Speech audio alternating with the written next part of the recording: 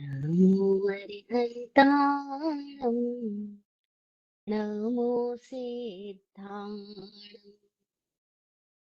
नमो आयर्याणं नमो उवज्झायाणं नमो लोये सवसाहूतं ऐसो पञ्चनमुक्कारो सवपावपनासनो मङ्गलानं च सवेशम् पठमं हवै मङ्गलम् पठमं हवै मङ्गलम्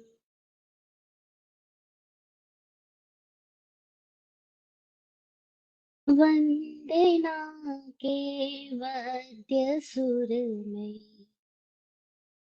एक स्वर मेरा मिलालो समर्पण के शुभ कणों में यह सुतन मेरा मिलालो वंदना के वाद्य सुर में सिद्ध के गुण गान कर लूं समण बन समभाव धर लूं सिद्ध के गुणगान कर लूं समण बन समभाव धर लूं लोक की अपनत्वता में योग्यता मेरी मिला लूं समर्पण के शुभ कणों में यह सुतन मेरा मिला लूं वंदना के वाद्य सुर में सृष्टि की अद्भुत ये बातें क्षणिक नूतन मुलाकातें सृष्टि की अद्भुत ये बातें क्षणिक नूतन मुलाकातें चित सनातन नएपन में चित सनातन नएपन में योग्यता मेरी मिला लूं समर्पण के शुभ कणों में यह सुतन मेरा मिला लूं वंदना के वाद्य सुर में ना बचे कुछ शेष मन भी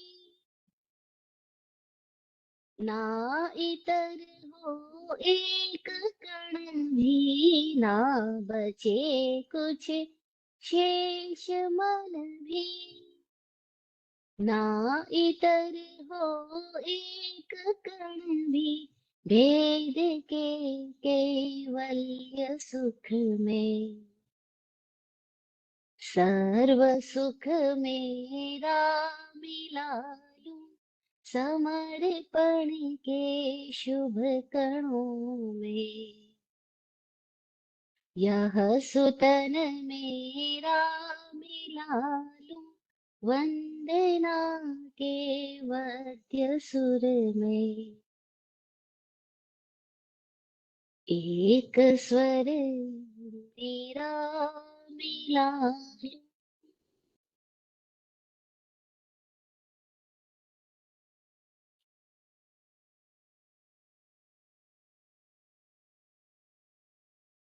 चरम तीर्थेश समण भगवान महावीर स्वामी को वंदन नमन। चतुर्वेद तीर्थ को प्रणाम।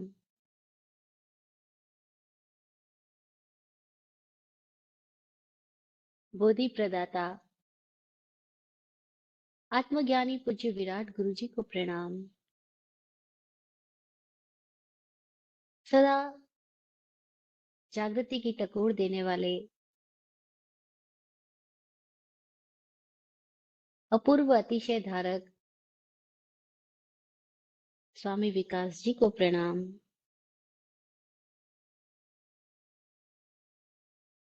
मोक्ष शास्त्र तत्वार्थाधिगम सूत्र के रचयिता वाचक उमा स्वाति जी की प्रज्ञा को प्रणाम।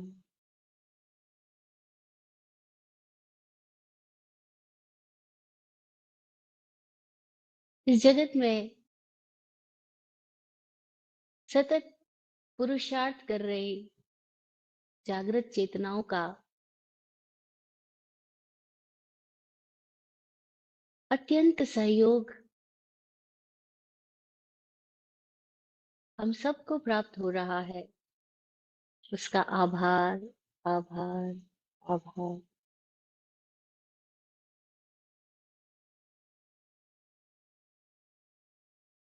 ओम।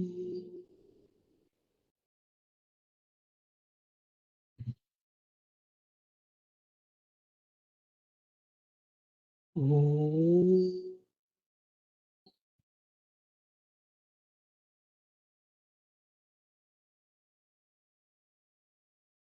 ओम।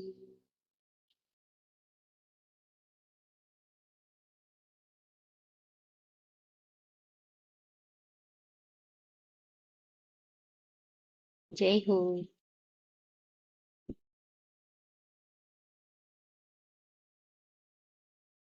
आज फिर से मुलाकात।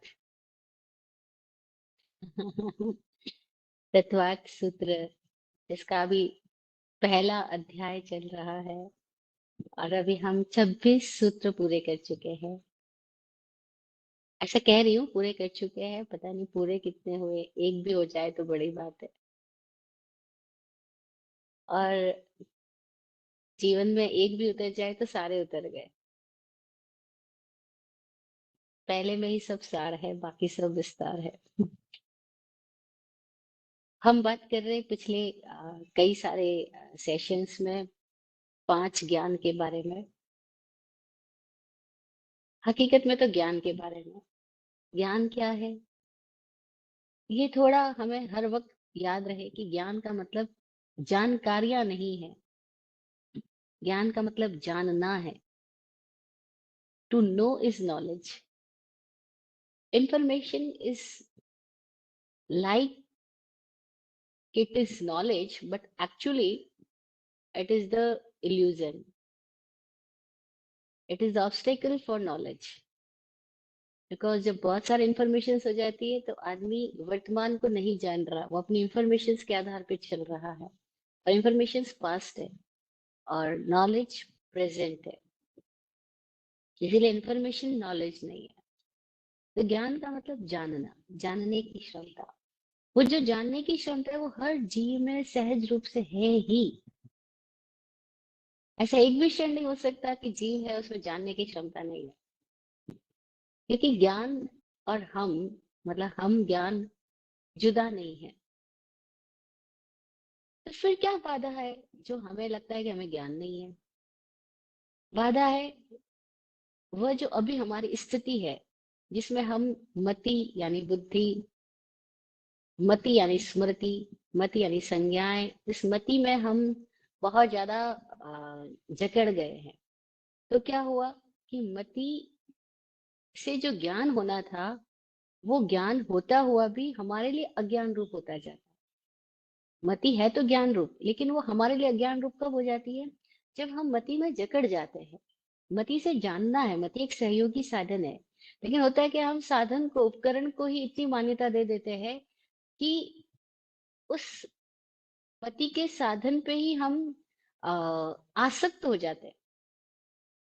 फिर हम अपनी बुद्धि को श्रेष्ठ मानने लग जाते हैं और हमें लगता है जो मैं जान रहा हूँ, जो मैं समझ पा रहा हूँ, बस वो ही महत्वपूर्ण है, और वही हम चूक जाते हैं।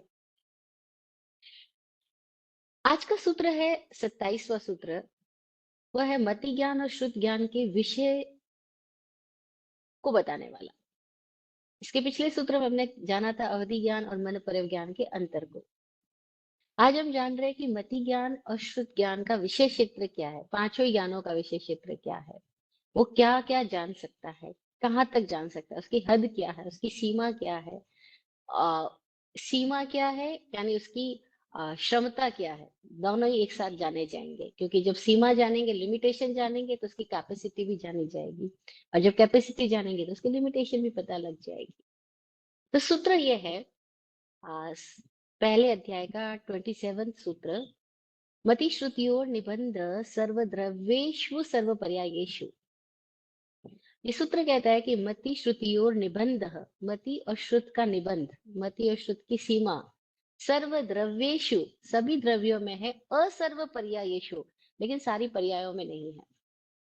द्रव्य रूप से मति ज्ञान श्रुत ज्ञान सबको जान सकता है, लेकिन सभी पर्याय को नहीं जान सकता। क्यों नहीं जान सकता?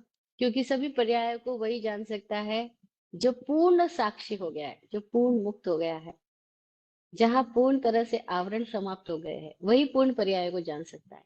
अन्यथा पूर्ण पर्यायों को यानी परिवर्तनशील प्रत्येक अवस्थाओं को हम साक्षी नहीं हम जान नहीं सकते।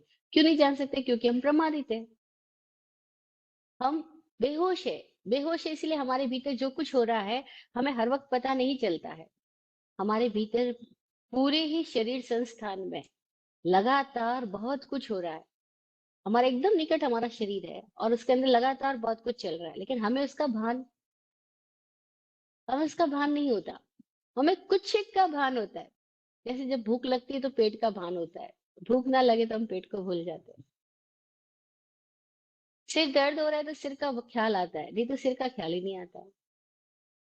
अब एकदम निकट हमारा शरीर है, लेकिन ये हमारे को कहाँ समझ आ रहा है, कहाँ अनुभव हो रहा है। ये कभी कभी किसी किसी रूप में, किसी किसी पर्याय में, किसी किसी पार्ट एंड पार्सल में हमें समझ आ रहा है, लेकिन कंप्लीटली हमें कुछ समझ नहीं आ रहा। इसका मतलब क्या हुआ? क्योंकि हमारी प्रेजेंस होते हुए भी नहीं है। हम शरीर में है, प्रेजेंट है, लेकिन फिर भी होते हुए भी नहीं है। क्यों नहीं है? क्योंकि हम बटे बटे जी रहे हैं। तो मति ज्ञान तो वैसे ही बटा बटा ज्ञान है, शुद्ध ज्ञान वैसे ही बटा बटा ज्ञान है। क्यों बटा हुआ ज्ञान है? क्योंकि ये ज्ञान इंद्रियों के मार्फत हो रहा है, और जो इंद्रियां हैं वो अपने आप में बटी बटी डिपार्टमेंट्स है। इंद्रियां बोले तो डिपार्टमेंट्स है, वो तो 5 भागों में, 6 भागों में ऑलरेडी बटी हुई है। तो जो बटी हुई चीजें है वो पूर्ण को कैसे जान सकती है? इसीलिए का वो सारी पर्यायों को नहीं जान सकता। मति ज्ञान की क्षमता है कि वो सारे द्रव्यों को जान सके, शुद्ध ज्ञान की क्षमता है सारे द्रव्यों को जान सके, लेकिन सारी पर्यायों को नहीं जान सकता है। पर्याय मतलब चेंजेबल फॉर्म्स, जो लगातार चेंज हो रही है उसको पर्याय बोला गया है। अब मति ज्ञान और शुद्ध ज्ञान की ये क्षमता बताने के साथ हमें एक बात क्लियर हो जाती है कि यहाँ पे हम सब की मति और शुद्ध जो है वो कंप्लीट है ही नहीं। अब जो कंप्लीट ही नहीं है उसका दम्भ क्या करना? अगर कोई चीज कंप्लीट है तो दम्भ हो नहीं सकता, और कंप्लीट है ही नहीं तो उसका दम्भ क्या करना? लेकिन फिर भी हम लोगों को क्या होता है, अपनी अपनी मति पे बड़ा भरोसा पैदा हो जाता है, अपनी अपनी बुद्धि पे बड़ा भरोसा पैदा हो जाता है। मैं जो जानता हूँ उसके ऊपर इतना भरोसा हो जाता है, और तब आदमी क्या करता है, खुद की जानकारी या खुद के जानने की क्षमता पे कई बार उसको इस तरीके की अहंकार वाली स्थिति आ जाती है, तो उसको लगता है दूसरे जो जान रहे हैं वो तो ठीक जान ही नहीं रहे। दूसरे जो बोल रहे हैं, दूसरों ने जो सुना है, दूसरों ने जो समझा है, उसमें तो गड़बड़ी है, मैं समझाता हूँ आपको। और ये बहुत लोगों में ऐसी मानसिकता पाई जाती है। वो जब भी बात करने बैठेंगे किसी के साथ, तो अपनी बात को हमेशा ऊपर रखने की कोशिश करेंगे। किसी भी तरह से दूसरों की बात को वो काट करके अपनी बात को ऊपर रखने की कोशिश करेंगे, और ये बताएंगे कि देखो मैं कितना ज्यादा जानता हूँ। और बस ये स्थिति जो होती है, यही हमारे जानने की क्षमता को बाधित करती जाती है। ये हमारे ज्ञान पर आवरण की स्थिति पैदा करती जाती है। और फिर कोई और व्यक्ति कोई और जानकारी शेयर कर रहा है, कोई और व्यू पॉइंट से बोल रहा होता है, हम उसको कई बार तो सुनने के पहले ही नकारना शुरू कर देते हैं। वो कोई बोल रहा है उसके पहले हमारे भीतर में नकार पैदा हो जाता है, नहीं नहीं ऐसा नहीं है, क्योंकि मैंने ऐसा सुना ही नहीं है, नहीं नहीं ऐसा हो नहीं, मैंने ऐसा पढ़ा ही नहीं है कहीं पर भी, ये जो बोल रहे हैं वो ठीक नहीं हो सकता है। हमारी सुनने से पहले हमारे भीतर में प्रोसेसिंग चालू हो जाती है, और बस वही शुद्ध ज्ञान बाधित हो गया, कोई तो सुना ही नहीं।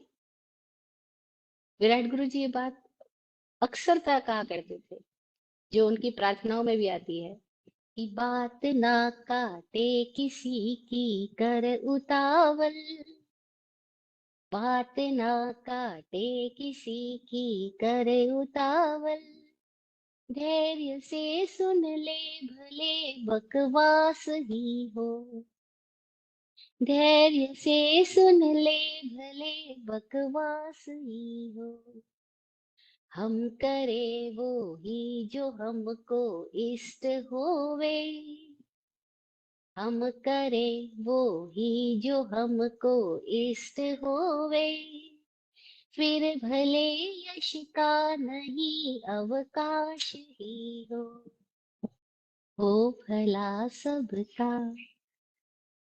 वो कहते थे कि कोई व्यक्ति कुछ भी कह रहा है, आप सुन तो लो पूरी बात, पर उतना सुनने का धैर्य तो होना चाहिए ना।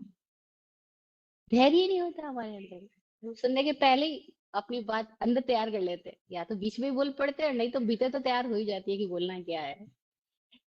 तो शुद्ध ज्ञान भी हमारा कहाँ बाधित हो रहा है, क्योंकि सुनने के पहले ही हमारे भीतर में बहुत कुछ हमारा अतीत ही चल रहा होता है, हम अपने पास्ट मेमोरी को ही सुन रहे होते हैं, और पास्ट मेमोरी में इतने ज्यादा खोए रहते हैं, और उसी के साथ अपनी वर्तमान में सुनी जा रही बात के साथ में कंपैरिजन चालू रखते हैं, और तब क्या होता है, हम प्रेजेंट को सुनने से चूक जाते हैं, तो शुद्ध ज्ञान भी ज्ञान रूप नहीं रह पाता, वो भी अज्ञान हो जाता है।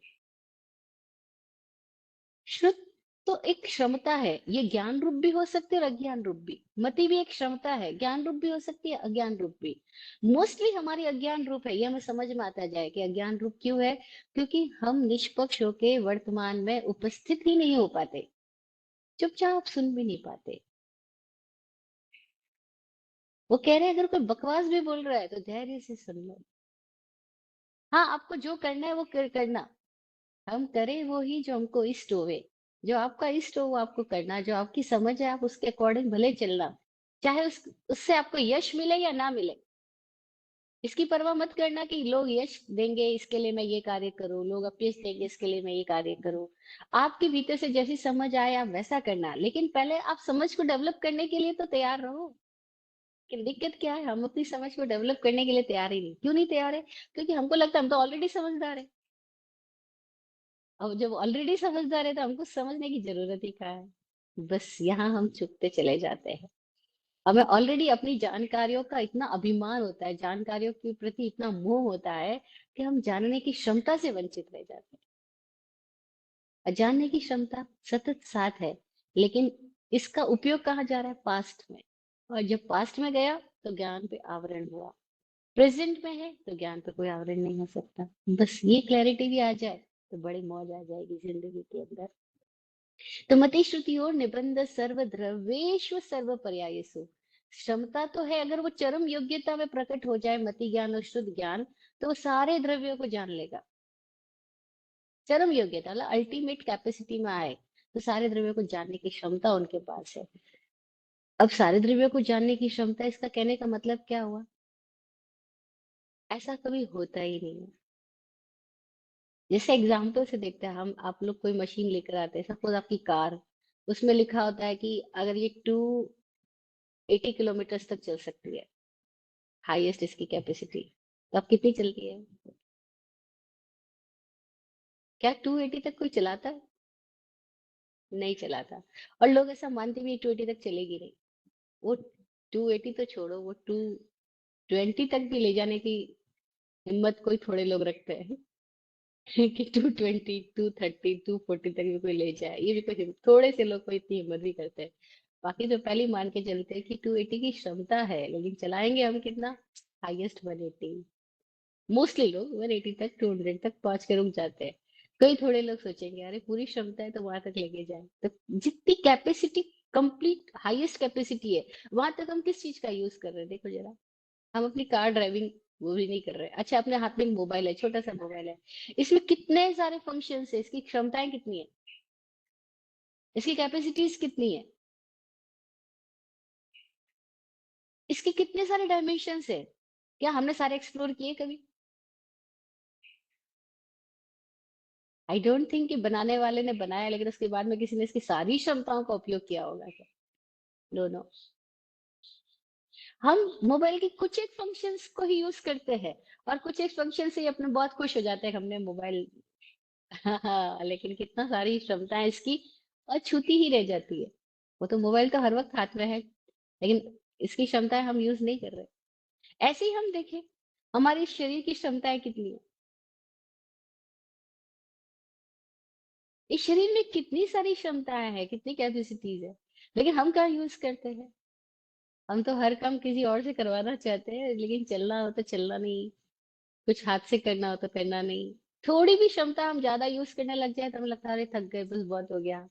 लेकिन जानकार लोग कहते हैं कि इस शरीर में गजब की क्षमताएं हैं, इससे हम बहुत काम ले सकते हैं, लेकिन लेते ही नहीं, क्योंकि हम सबके कुछ सेट पैटर्न्स है, और हम उस सेट पैटर्न्स में ही अपने आप को ढाले रखते हैं, अपने आप को उसी में चलाए रखते हैं। और सेट पैटर्न के बाहर भी जाना हो तो हमें दिक्कत सी महसूस हो जाए। जैसे कि हमको रोज ज्यादा से ज्यादा 4 किलोमीटर चलने की आदत है, और किसी दिन 24 चलना पड़ जाए तो नहीं चलेंगे। हम रीढ़ की हड्डी सीधी करके बैठने की बात करें तो 1 घंटा भी बैठ जाए तो बड़ी बात लगेगी, जबकि हम 24 घंटे 22 घंटे ऐसे बैठ सकते हैं आराम से, लेकिन क्षमता है, लेकिन हम बैठते हैं क्या? नहीं बैठते। तो मति और श्रुत की क्षमता कितनी है? तो बोलते हैं, चरम योग्यता प्रकट हो जाए तो सर्व द्रव्येषु, सभी द्रव्यों को जान सकती है, लेकिन क्या जानती है? नहीं, जानती नहीं। क्योंकि जो सभी द्रव्यों को जानने की स्थिति में आएगा, वो तो फिर केवल ही हुआ, केवल ही हो जाएगा। लेकिन इसकी क्षमता बता दी कि इतनी हाईएस्ट तक, क्योंकि ये केवल ज्ञान के होने के एक क्षण पहले तक की अवस्था तक भी मति ज्ञान शुद्ध ज्ञान उपयोगी रहता है। उपयोगी भी रहता है और बाधक भी रहता है, दोनों बातें साथ साथ समझना। क्योंकि हमने पहले समझा कि ये सारे ज्ञान ज्ञान रूप भी है और अज्ञान रूप भी है। जानने की क्षमता के रूप में है, अभी हमारी वास्तविक स्थिति है, हम इंद्रियों के मार्फत ही जान रहे हैं, लेकिन ये अज्ञान है, क्योंकि इंद्रियों के मार्फत जो जाना जा रहा है वो तो इनडायरेक्ट है, वो डायरेक्ट ही नहीं है। वो डायरेक्ट हमारे से नहीं है। और हमारी इंद्रिया सेट पैटर्न में काम कर रही है, और सेट पैटर्न्स जो है वो हमारे लगातार पास्ट के एक्सपीरियंसेस की पकड़ की वजह से ऐसे बन चुके हैं। तो अब हम प्रेजेंट में अगर पूरे टोटली अवेयर रहे तो ही हम अपने पास्ट पैटर्न से बाहर आ सकते हैं। अदरवाइज तो पास्ट पैटर्न ही हमें चलाते। तभी तो हम कोई बात बोल रहा होता है, हम उसको पहले ही मान लेते हैं, ये बोलने वाला है, ये बोलने वाला है, ये किसने बता दिया हमको? हमने तो अज्यूम कर लिया। हमारा अपना पास्ट एक्सपीरियंस बस वही हमारे ऊपर हावी हो गया, और प्रेजेंट से हम चूक गए। तो क्षमता तो है इनकी, लेकिन इनकी क्षमता का पूरा उपयोग कभी नहीं होता। और जब पूरा उपयोग होने वाली स्थिति आएगी तो आदमी मुक्त हो जाएगा, केवल ही हो जाएगा। तो मति और श्रुत की क्षमता हमने जानी। सर्वद्रव्येषु असर्व पर्यायेषु, सभी पर्याय में वो नहीं जान सकती है, लेकिन सभी द्रव्य में जानने की उसकी चरम योग्यता है। ये स्थिति अगर हमें पता लग जाए कि मति और शुद्ध जो है वह सबके भीतर की स्थिति होने पर भी सबकी स्थिति अलग अलग है, डिफरेंट डिफरेंट है। तो जब सबका मति और शुद्ध अलग अलग है, तो हमको किसी की भी मति और शुद्ध की क्षमता को लेकर के आपस में ना तो कंपैरिजन करना चाहिए, और ना ही उसकी वजह से, तुलना की वजह से अपने भीतर कोई तरह का घमंड या हीन भाव पैदा करना चाहिए। इस सूत्र को समझने से ये एक और चीज स्थिति क्लियर हो जाएगी कि भाई सबकी ज्ञानावरण की क्षमताएं डिफरेंट डिफरेंट है। इसीलिए हमको किसी की भी मति के साथ अपनी मति की तुलना नहीं करनी, और किसी की भी मति को गलत भी नहीं ठहराना, उसको गलत भी नहीं ठहराना, और कभी उसके साथ कंपैरिजन करके ये भी नहीं करना, हाय मुझे तो ज्ञान चढ़ता ही नहीं है, दूसरों को तो बहुत जल्दी याद हो जाता है, वो तो एक बार सुनते हैं उनको सब समझ आ जाता है, मैं तो बार बार सुनती हूँ तब भी कुछ याद नहीं रहता है। जनरली ऐसी टॉक्स हमको सुनने को मिलती है। आप देखो कोई भी फील्ड में हम होते हैं, हम दूसरों को बातें सुनते ही तुरंत या तो प्रभावित हो जाते हैं, और प्रभावित होते ही फिर कंपैरिजन पैदा हो जाता है। अरे उनको इतना नॉलेज है, मुझको तो कुछ भी नहीं है। और फिर बहुत लोग बोलते हैं उनको इतना नॉलेज है, मुझे कुछ नहीं, तो क्या मैं कभी मुक्त हो पाऊंगा? हम कहते हैं अरे भैया इनसे कोई फर्क नहीं पड़ता किसको कितना याद रहता है, किसको कम या ज्यादा। मुक्त होने के लिए इन सब बातों की जरूरत नहीं है। ये तो बल्कि ज्यादा जानकारियां ज्यादा बाधक भी हो सकती है। बाधक भी हो सकती, जरूरी नहीं है। साधक भी हो सकती है, बाधक भी हो सकती है। कौन उसको किस दिशा में ले जाता है, उसके ऊपर डिपेंड करता है। हम सारी बातें सुन करके अपनी दिशा में आ रहे हैं या बातें सुन करके बाहर की दिशा में जा रहे हैं। जानने की क्षमता का उपयोग हम दूसरों को जानने में लगा रहे हैं या हम खुद को जानने में लगा रहे हैं। सबसे महत्वपूर्ण बात तो वो डायरेक्शन है कि जानने की क्षमता तो है, लेकिन हर घटना में हम जान किसको रहे हैं? हमारे लिए महत्वपूर्ण कौन होता है? हम सबको तो सुन रहे हैं, लेकिन खुद को भी सुन रहे हैं क्या? हमारा शरीर क्या बोल रहा है, हमारा पेट क्या बोल रहा है, हमारा हृदय क्या बोल रहा है, हमारे भीतर क्या आवाज आ रही है, हम उसको भी सुन रहे हैं क्या? नहीं नहीं, हम तो लगातार दूसरे की सुनने की दिशा में जा रहे होते हैं, खुद को कहाँ सुन रहे? जब खुद को सुनने की दिशा में आएंगे, हाँ, तो द्रव्य का ज्ञान होगा, क्योंकि द्रव्य का ज्ञान बाहर की बात नहीं है। वो द्रव्य क्या है जिसका ज्ञान की बात यहाँ की जा रही है? वो द्रव्य हमारा अपना अस्तित्व है, हमारी अपनी मौजूदगी है। हम अपनी मौजूदगी को जाने तो मति ज्ञान है, शुद्ध ज्ञान है। हम दूसरों की मौजूदगी की तरफ जा रहे हैं तो मति अज्ञान हुआ, शुद्ध अज्ञान हुआ। क्योंकि दूसरों की तरफ जाने के साथ ही हमारे भीतर के अंदर कोई ना कोई तुलना, कोई ना कोई आकांक्षा, कोई ना कोई इच्छा पैदा ही होती ही रहती है। क्योंकि दूसरों की तरफ जाने के साथ ही हमारे भीतर आकर्षण पैदा होता है, फिर वो आकर्षण विकर्षण के झूले में ही हम झूलते रहते हैं। इसी का नाम संसार है।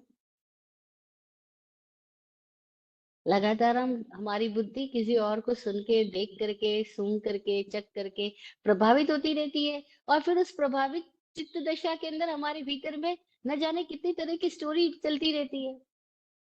और स्टोरी हमारा ही माइंड बुन रहा है, उससे किसी दूसरे द्रव्य को कोई प्रभाव नहीं पड़ रहा। पर हमारे भीतर में सारी स्टोरी बनती जाती है। ये अच्छा है, ये बुरा है, ये महंगा है, ये सस्ता है, ये अपना है, ये पराया है, ये है, ये वो है। कितने सारी रिनेमिंग स्टार्ट रहती है। और बस वहीं पे मति अज्ञान चलता रहता है। मति है लेकिन अज्ञान रूप है, शुद्ध है अज्ञान रूप है। क्योंकि उसकी वो कौन सी जगह जा रहा है, वो बाहर जा रहा है। और जहां द्रव्य की बात बोली, वो अपने अस्तित्व की बात बोली।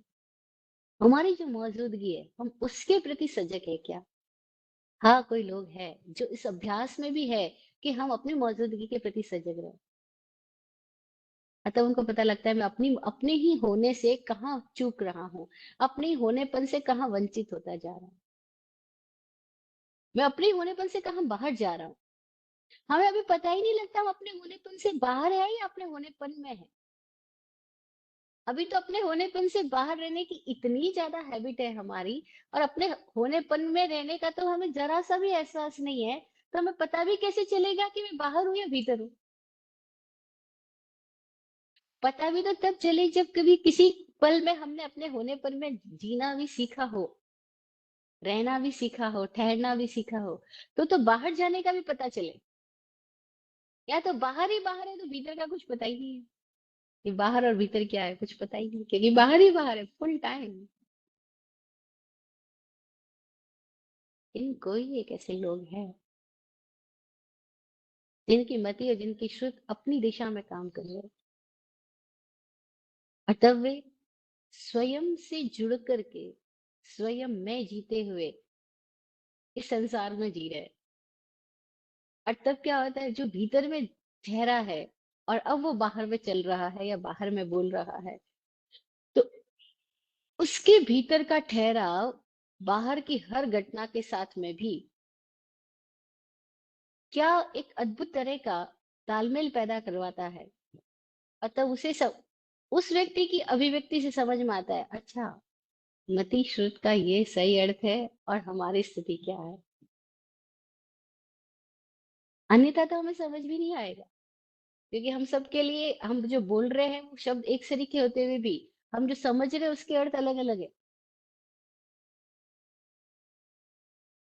शब्द सरीखे बोल रहे हैं हम, लेकिन उसके पीछे जो हमारी अर्थों की समझ है वो सबकी डिफरेंट डिफरेंट है। इसीलिए इस सूत्र कह रहा है कि मति और शुद्ध जो है वो सर्व द्रव्येषु, सभी द्रव्यों में जाग सकता है, लेकिन सर्व पर्यायों में नहीं। पर्याय सूक्ष्मतम घटना है। प्रतिपल हो रहा परिवर्तन है। और प्रतिपल हो रहा परिवर्तन, कोई साक्षी है तो समझे, अन्यथा नहीं। तो मति और शुद्ध की ये जो सीमित अवस्था है, यह जानने से हमारे भीतर एक और पॉइंट की क्लैरिटी आ जाए कि हमें अपनी मति और शुद्ध का पहले तो डायरेक्शन खुद की दिशा में उपयोग करना, दूसरा किसी की मति और शुद्ध को सही गलत ठहराने में नहीं जाना, फिर अपनी किसी बात को लेके पकड़ नहीं रखना, आग्रह नहीं करना। जैसे हमने कहते हैं मैं जो जानता हूँ वो सही, वही चूक गए हम, फिर गड़बड़ी हो गई। क्योंकि जो जाना गया वो तो विद्या है, जो जाना जा रहा है वह ज्ञान है। और विद्या का तो अभ्यास हो सकता है, ज्ञान का अभ्यास नहीं हो सकता। ज्ञान की प्रैक्टिस नहीं हो सकती है, विद्या की प्रैक्टिस हो सकती है। एक में कोई व्यक्ति सीख रहा है, तो वो क्या सीख रहा है? वो कोई एक ऐसा सब्जेक्ट सीख रहा है जिसको बाहर से कोई ट्रेनिंग दी जा सकती है, कोई ट्रेनिंग ली जा सकती है। वो एक विद्या हो सकती है, लेकिन ज्ञान का कभी शिक्षण और प्रशिक्षण पॉसिबल ही नहीं है। क्योंकि ज्ञान हमारी क्षमता है, और क्षमता का ट्रेनिंग नहीं हो सकती है। क्षमता को जगाया जा सकता है, उपयोग लिया जा सकता है, और क्षमता का उपयोग ना लिया जा सकता, ये पॉसिबल है, लेकिन इसकी ट्रेनिंग नहीं होती। ज्ञान ना दिया जा सकता है, ना लिया जा सकता है, विद्या सीखी जा सकती है। ज्ञान हमारी जानने की क्षमता है, इसीलिए इंडिविजुअल है, हर व्यक्ति की डिफरेंट डिफरेंट है, अलग अलग ही है। तो हम किसी से सुनकर के जो ले रहे हैं वो क्या है? वह हमारे भीतर की उस समय की उपस्थिति है। तो हम, हमारी चेतना में बाहर से सुनी जा रही बात के साथ में कोई एक जाग आती है, कोई एक आवरण हटता है, कोई एक स्थिति पैदा होती है कि हमें दूसरों की बात सुनने के साथ ही भीतर में कुछ, वो बाहर की बात एक निमित्त बनती है, हमारे भीतर कुछ एक जाग घटित हो जाए। और वो भीतर की जागरण में हम उस क्षण में जो देख पाते हैं, जो महसूस कर पाते हैं, वो हमारा ज्ञान और दर्शन होता है।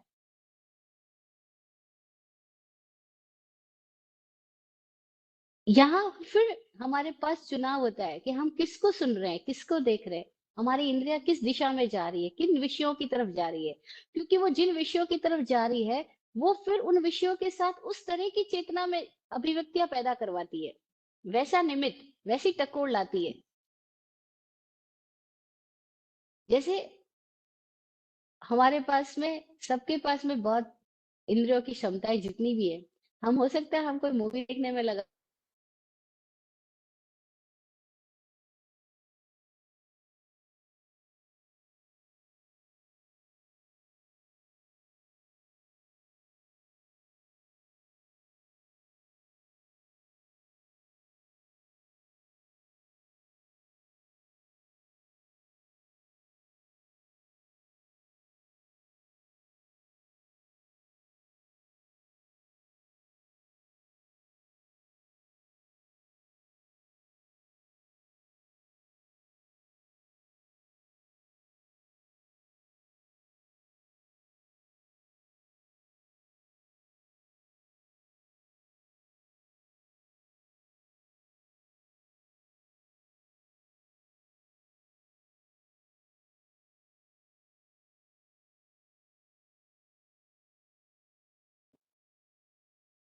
There must be some internet related issue. I'm going to call her on WhatsApp to try and find out.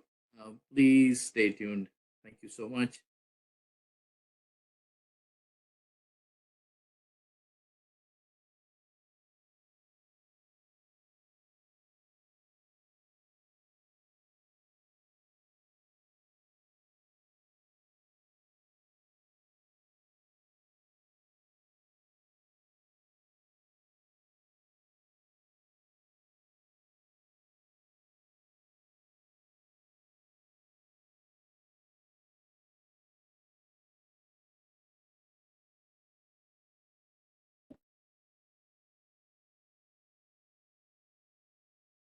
Can you hear me, Vaibhashiji?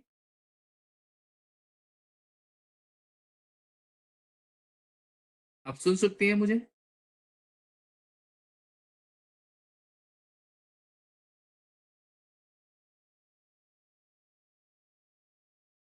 आपकी आवाज नहीं आ रही है।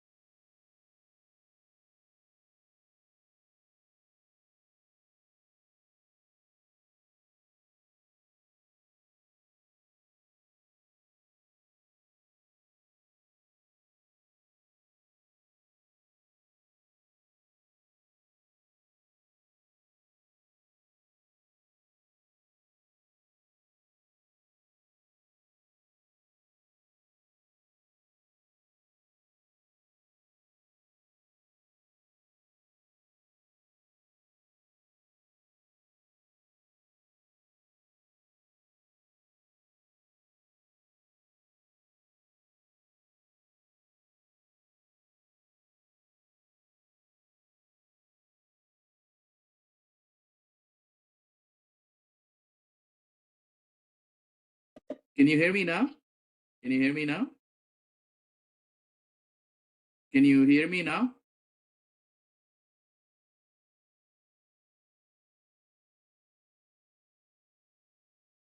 अच्छा।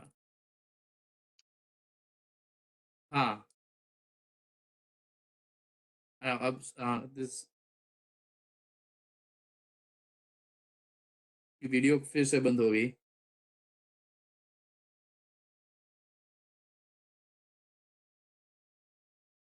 हाँ ठीक है। अब आप मुझे सुन सकती हैं? हाँ, मैं सुन पा अच्छा ठीक है। तो अभी ये फोन बंद कर देता हूँ।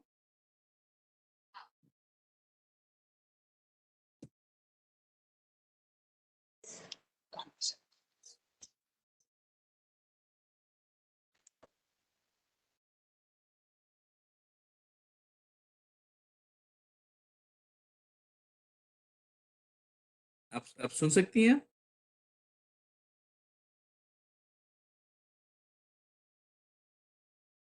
आपका साउंड म्यूट है।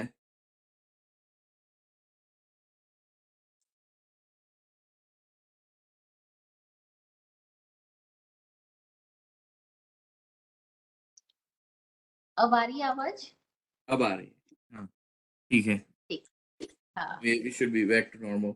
आप जो जब आपका ये डिस्कनेक्शन हुआ वो उस वक्त आप ज्ञान की क्षमता की बात कर रही थी कि वो सबकी अलग अलग होती है। हाँ। हाँ। उसके बाद कर रहा था। अच्छा। सबकी ज्ञान की क्षमता अलग अलग है, और सब लोग अपने पिछले अनुभवों से चलते हुए आ रहे हैं। और जब हमें ये बात क्लियर हो जाए कि हम में से सभी लोग अपने पास्ट एक्सपीरियंसेस से चलते हुए यहाँ पे पहुंचे हैं, तो उन्होंने जो मत इकट्ठी की है, जो श्रुत इकट्ठा किया है, वो उनका डिफरेंट है हमारे से। तो हमें किसी की भी मति और शुद्ध की स्थिति पर ये भाव नहीं पैदा होना चाहिए कि अरे ये समझते क्यों नहीं है, अथवा ये ऐसा क्यों समझते हैं। ये सूत्र सुनने का अर्थ क्या हुआ कि हमारे भीतर ये अंडरस्टैंडिंग डेवलप हो जाए कि कोई क्या समझता है, कोई क्या सुनता है, किसी का पास्ट एक्सपीरियंस क्या है।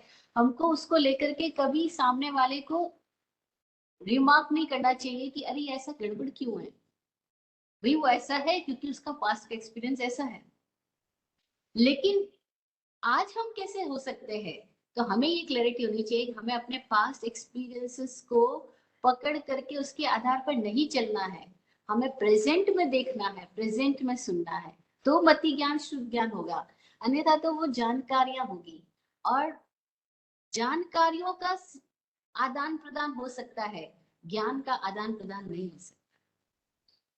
ज्ञान क्षमता है, जानने की क्षमता है, उसको किसी को दिया नहीं जा सकता, लिया नहीं जा सकता।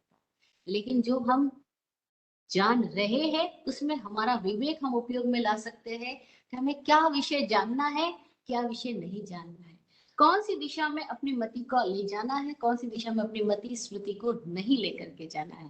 क्योंकि अभी हम जहाँ पर है वहां हमारी मति और श्रुति ही है हमारे लिए, क्योंकि अवधि मन पर्य केवल ज्ञान की स्थितियां हम सुन रहे हैं, लेकिन वो हमारी वास्तविक स्थिति है क्या? अभी की यथार्थ स्थिति, प्रेजेंट में हमारी स्थिति क्या? हमारे पास क्या उपयोग की क्षमता है? हमारे पास मति ज्ञान शुद्ध ज्ञान की क्षमता है। अवधि मन पर ज्ञान की क्षमता है, लेकिन अभी प्रकट नहीं है, जैसा कि हम देख पा रहे हैं अपने अंदर में। और केवल ज्ञान की क्षमता तो है ही, लेकिन अभी प्रकट तो नहीं है। तो अभी जो हमारे पास प्रकट मौजूदा स्थिति है वो मति और शुद्ध की है। अब मति और शुद्ध का हमारे पास में दो डायरेक्शन का उपयोग है। एक ये डायरेक्शन है कि मति शुद्ध को हम केवल की दिशा में ले जाए, और एक मति शुद्ध को हम संसार की दिशा में ले जाए। जो केवल की दिशा में मति शुद्ध को लेके जा रहा है वो ज्ञान की दिशा में लेके जा रहा है, जो संसार की दिशा में लेके जा रहा है, बाहर की दिशा में लेके जा रहा है, वो अज्ञान की दिशा में लेके जा रहा है। लेकिन हमें पता ही कैसे चलेगा? मैं इसके लिए कह रही हूँ कि हमें पता तब चलेगा जब हमें अपने आप को सुनना, अपने आप को देखना, अपने आप की दिशा में हमें ठहरना आए,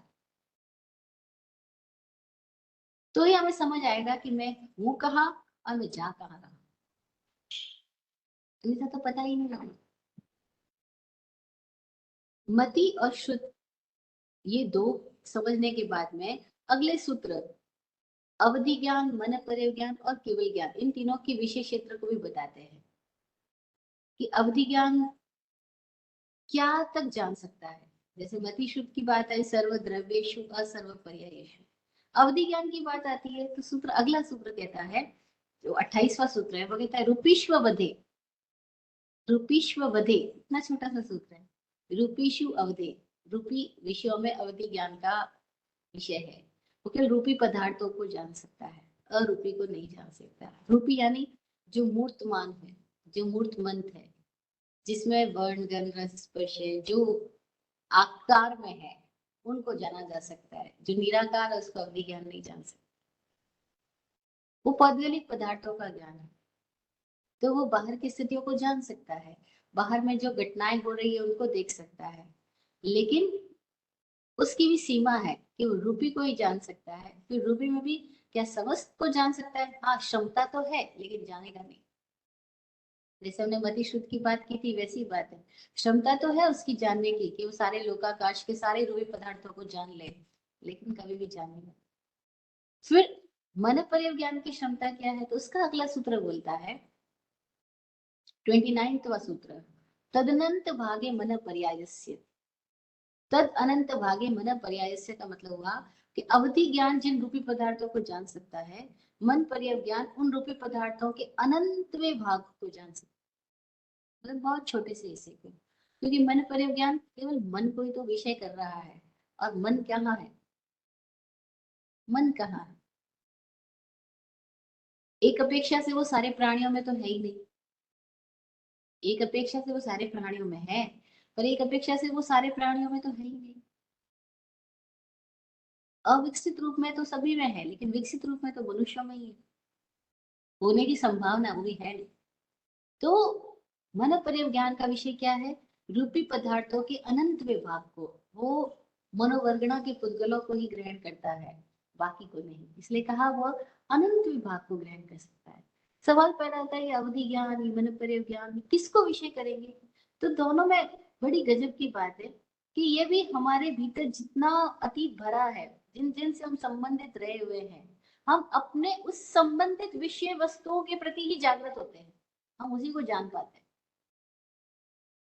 क्योंकि आदमी अपने अतीत से इतना जुड़ा हुआ है कि उसके भीतर अगर प्रश्न भी पैदा होता है तो वो भी कहीं उसके अतीत से जुड़ा हुआ प्रश्न ही पैदा होता है। अतीत की जानकारियों के समूह में से ही हमारे भीतर कोई तरह की उत्तेजनाएं पैदा होती है, कोई तरह का कुतूहल पैदा होता है। और तब हम जिनको जिन विषय वस्तुओं से हम संबंधित होते हैं, हम अगर उनको जानते भी हैं तो हम अतीत के चश्मे से जान पाते हैं, और यही हमारी लिमिटेशन है। ऐसे में कोई एक लोग जो पूर्ण निष्पक्ष होकर देख पाते हैं, केवल वे ही अपने अतीत से मुक्त हुए। और तब उनके भीतर भी जो प्रज्ञा है, जो बोलने की क्षमता है, अब अगर वो बात को जो समझ पा रहे उसको कहेंगे, एक्सप्रेस भी करेंगे, तो एक्सप्रेशन भी उनका अपने जो पास्ट में उनका डिजाइन माइंड है उसके अकॉर्डिंग एक्सप्रेशन भी निकलेगा। इसलिए बड़ी गजब की बात है कि कोई केवली भी हो जाए तभी अगर वो बोलेगा, अगर वो बोलने में आएगा, बोलेगा कुछ भी, तो वो ही संस्कारित शैली में बोलेगा जिसमें उसका डेवलपमेंट हुआ है।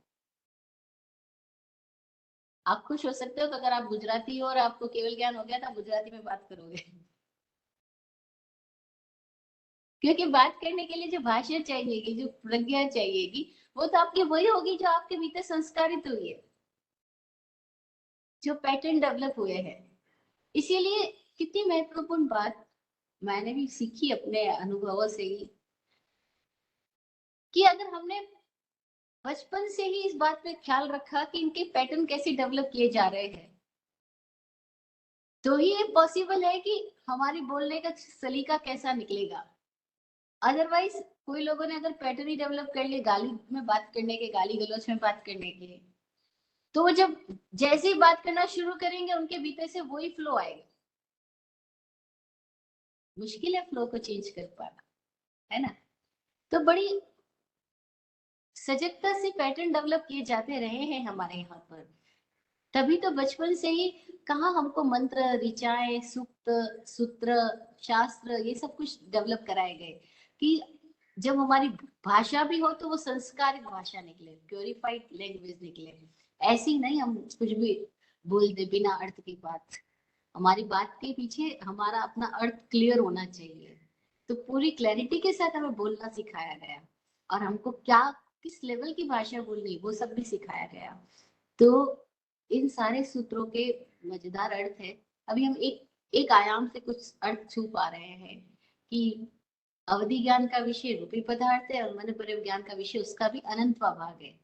अब हम आज की बात को यहीं पर विराम देते हैं, क्योंकि कुछ प्रश्न है जिनको लेना है, लास्ट टाइम हम ले नहीं पाए थे, तो अब हम उन प्रश्नों के लिए थोड़ा अवकाश रखते हैं। आपके प्रश्न आमंत्रित है। उसके पहले मैं सेशन को गुरु जी की दुआ के साथ पूरा करती हूँ। आप फूलो फलो वो जिंदगी मखमल मुलायम, आप फूलो फलो वो जिंदगी मखमल मुलायम, आपकी हर खुशी पे है हमारी जान सदके, दुआ करते हैं चुपचाप दिल की थाप से हम, दुआ करते हैं चुपचाप दिल की थाप से हम, रहे जाते नवाजे हर घड़ी अरमान सबके, अमन और चैन से गुजरे आपका वक्त सारा, अमन और चैन से गुजरे आपका वक्त सारा, रुख पे खिलती रहे यूं रूह की मुस्कान खुल के, रुख पे खिलती रहे यूं रूह की मुस्कान खुल के। जय हो, जय हो, जय हो।